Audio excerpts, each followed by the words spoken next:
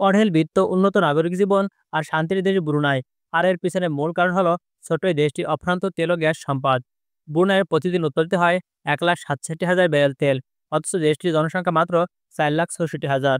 বার্ষিক মাথাপিছু আয় $83,777 প্রতি 2 জন নাগরিকের একজনের রয়েছে প্রাইভেট কার। বিপুল পরিমাণে আয়ের অধিকার হলো জনগণের কাউকে কোনো ট্যাক্স দিতে হয় না। উপরোক্ত সরকারের পক্ষ থেকে রয়েছে বিনামূল্যে অনেক সেবা। 2019 সালের তালিকায় ব্রুনাই বিশ্বের পঞ্চম ধনী দেশ। পূর্ব এশিয়ায় বর্ণীয় দ্বীপ তীরে অবস্থিত ব্রুনাই দারুস সালাম। দেশটির উত্তরে দক্ষিণ চীন সাগর, এছাড়া বাকি তিন দিকে মালয়েশিয়ার সাউরাক প্রদেশের সীমানা। বর্ণীয় দ্বীপের একমাত্র স্বাধীন দেশ হলো ব্রুনাই। দ্বীপের বাকি অংশ মালয়েশিয়া ও ইন্দোনেশিয়ার অংশ। পৃথিবীর তৃতীয় বৃহত্তম দ্বীপ হলো বর্নিও। ব্রুনাইয়ের আয়তন 2,226 বর্গমাইল। 2019 সালে ইন্টারন্যাশনাল মনিটারি ফান্ড (IMF) শীর্ষ 10টি ধনী দেশের তালিকায় ব্রুনাইয়ের স্থান পঞ্চম। দেশটির সরকারি ভাষা মালয়। অধিবাসীদের 66% মালয়, 10% চীনা এবং 24% অন্যান্য ভাষায় কথা বলে। নিরঙ্কুশ রাজতন্ত্রের দেশ ব্রুনাই। দেশটির একচ্ছত্র ক্ষমতার অধিকারী সুলতান হাসান আল বালকিয়া অঢেল প্রাচুর্য, রাজপরিবারের বিলাসী জীবন যাপন ছাড়াও সম্পর্কিত অন্য একটি কারণে দেশটিকে বিশ্ব গণমাধ্যমের দৃষ্টি আকর্ষণ করে। সেটি হলো শরিয়া আইনের প্রবর্তন। ব্রুনাইয়ের প্রাচুর্যের মূল কারণ তেল এবং গ্যাস। তেল এবং গ্যাসের আয় দেশটি সম্পদের পাহাড়ে পরিণত হয়েছে।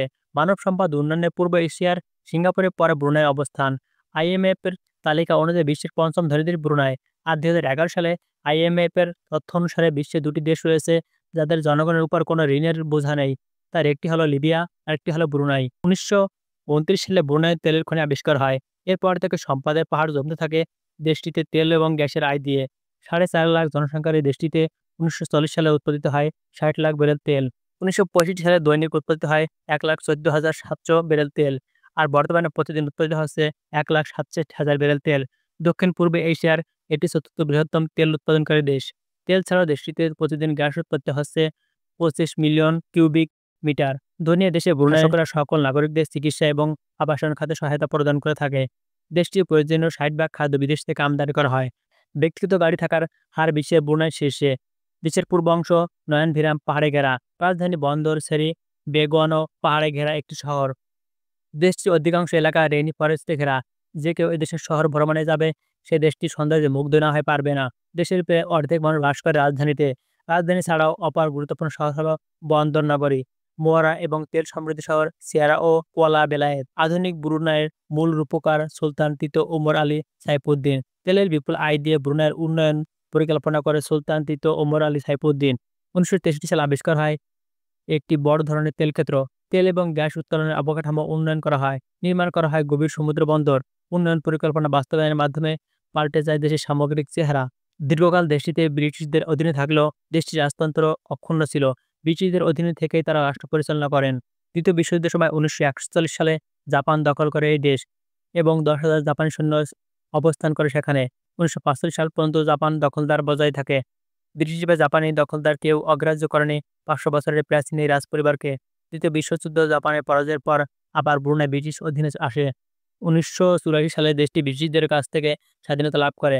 বর্তমানে দেশটি সম্পূর্ণ ইসলামী রাজতন্ত্র নামে পরিচিত। 2013 সালে বর্তমানে সুলতান আল বলকিয়া দেশটির ফৌজদারি বিচার ক্ষেত্রে মুসলমান নাগরিকদের জন্য সম্পূর্ণ ইসলাম শরিয়া আইনের প্রত্যাবর্তন ঘোষণা দেয়। তার এই ঘোষণা মার্কিন যুক্তরাষ্ট্র সহ পশ্চিমা বিশ্ব নেতিবাচক প্রতিক্রিয়া দেখায়। বিবিসির খবরে বলা হয় 2019 সালের 3 এপ্রিল অপরাধের ক্ষেত্রে পুনঃ শরিয়া আইন বাস্তবায়ন করা হয়। তবে নারী পুরুষ এবং সম্পর্কের ক্ষেত্রে কঠোর শাস্তি বিষয়ে পশ্চিমা দেশ থেকে তীব্র প্রতিক্রিয়া আসে। সুলতান এ থেকে পিছিয়ে এসেছে বলে খবর পাওয়া যায়। রাজতন্ত্র হলো দেশটির সংবিধান রয়েছে এবং শাসন ব্যবস্থার অন্যতম ভিত্তি সংবিধান। দেশটিকে সংসদ রয়েছে তবে কোনো নির্বাচন হয় না। সর্বশেষ নির্বাচন হয়েছিল 1962 সালে। সুলতান বলকিয়াও 2004 সালে 20 বছর পর আবার সংসদ চালু করেন। 20 জন সংসদ সদস্য মনোনয়ন করেন। 1959 সালে প্রণীত সংবিধান অনুসারে সুলতান হাসান আল বলকিয়া পূর্ব নিরপেক্ষ ক্ষমতা সহ রাষ্ট্রের প্রধান। ইন্টারনেটে ব্রুনাই লিখে সার্চ দিলে প্রথমে ভেসে ওঠে একটি মসজিদের ছবি। এই মসজিদ বর্তমানে ব্রুনাইয়ের প্রতীক। এর নাম সুলতান ওমর আলী সাইফুদ্দিন মসজিদ। ব্রুনাইয়ের 28তম সুলতান তৃতীয় ওমর আলী সাইফুদ্দিন নামে এ মসজিদ পরিচিত। তিনি এর নির্মাতা।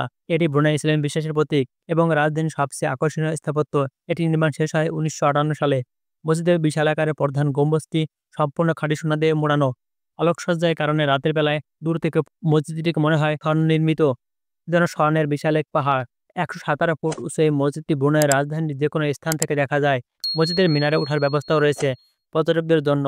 লেকের পাশে দাঁড়িয়ে দেখলে মনে হয় মসজিদটি যেন ভাসছে তার চারিদিকে সাজানো ফুলের বাগান। আকাশে ঝকঝক করে গম্বুজগুলো স্বর্ণের স্বর্ণের দুটি। শুধু দিনে নয়, রাতে সোনার গম্বুজ চকচক করে মোহ ছড়ায় দর্শকদের মনে। মসজিদের অভ্যন্তরে ব্যবহৃত মার্বেল পাথর, গ্রানাইট, ঝাড়বাতি এবং রঙিন কাজ বিশ্বের বিভিন্ন দেশ থেকে সংগ্রহ করা হয়েছে। মসজিদটির অবস্থান ব্রুনাই নদীর তীরে কাম্পং আয়রা গ্রামে। এটি পানির মধ্যে অবস্থিত গ্রাম বলা হয়। সব মিলিয়ে কখনো কখনো মনে হয় এটি যেন মসজিদ নয়, পর্যটক কেন্দ্র। তবে এটি যে আসলে মসজিদ তা পর্যটকরা টের পায় যখন নামাজ পড়া ছাড়া কাউকে মসজিদের ভেতরে প্রবেশ করতে দেওয়া হয় না। তখন অশালীন পোশাকে কাউকে মসজিদের চত্বরে প্রবেশের বিষয়ে কড়াকড়ি রয়েছে। ১৯৯২ সাল থেকে ব্রুনাইয়ে বাংলাদেশি কর্মী যাওয়া শুরু হয়। সে বছর দেশটিতে ২২৮ জন কর্মী যায়। বর্তমানে ব্রুনাইতে ২৫,০০০ বাংলাদেশি আছে। তারা বিভিন্ন পেশায় কাজ করে থাকে। এখানকার বাংলাদেশি শ্রমিকদের মাসে বেতন ৫০ থেকে ১ লাখ টাকা হয়ে থাকে। ভিডিও ভালো লাগলে চ্যানেলটি সাবস্ক্রাইব করে দিবেন। ধন্যবাদ সম্পূর্ণ ভিডিও দেখার জন্য।